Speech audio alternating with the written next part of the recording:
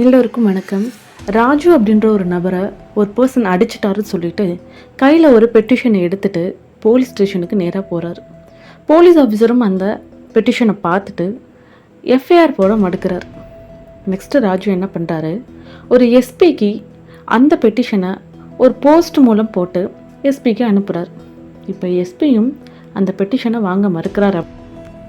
இப்படிலாம் நிராகரிக்கப்பட்ட ராஜுவோட இன்ஃபர்மேஷனை கடைசியில் எப்படி தான் எஃப்ஐஆராக மாற்றினாங்க அப்படின்னு பார்க்கலாம்.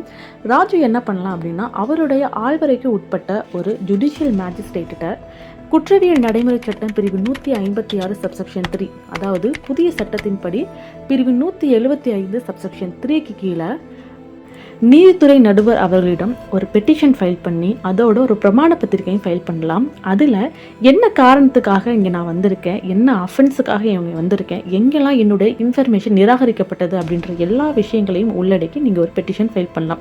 ஸோ ராஜு என்ன பண்ணுறாரு, இந்த மாதிரி ஒரு பெட்டிஷனை அவருடைய ஆள்வரைக்கு உட்பட்ட ஒரு நீதித்துறை நடுவர், அதாவது ஜுடிஷியல் மேஜிஸ்ட்ரேட்டை ஃபைல் பண்ணுறாரு. இப்போ ஜுடிஷியல் மேஜிஸ்ட்ரேட் என்ன பண்ணுறாருன்னா, அந்த அஃபிடவிட்டை பார்க்குறாரு, அந்த பெட்டிஷனை பார்க்குறாரு. உடனே ராஜு ஃபஸ்ட்டு எந்த போலீஸ் ஸ்டேஷனுக்கு போனாரோ அந்த போலீஸ் ஸ்டேஷனுக்கு டைரக்டாக ஜுடிஷியல் மேஜிஸ்ட்ரேட்டு ஒரு ஆர்டர் பாஸ் பண்ணுறாங்க. என்னென்ன ஆர்டர் பாஸ் பண்ணுறாங்கன்னா, உடனே ராஜுவோட இன்ஃபர்மேஷனை வாங்குங்க, அதை விசாரிங்க, அவருடைய தகவலுக்கு எஃப்ஐஆர் ஃபைல் பண்ணுங்க அப்படின்ற ஒரு ஆர்டர் பாஸ் பண்ணுறாங்க. இது மாதிரி நிறைய தகவல்களையும் நிறைய வீடியோஸையும் நீங்கள் பார்க்கணும் அப்படின்னா சாந்தினி ஹேம் யூடியூப் சேனலை சப்ஸ்கிரைப் பண்ணுங்கள், ஃபாலோ பண்ணுங்கள்.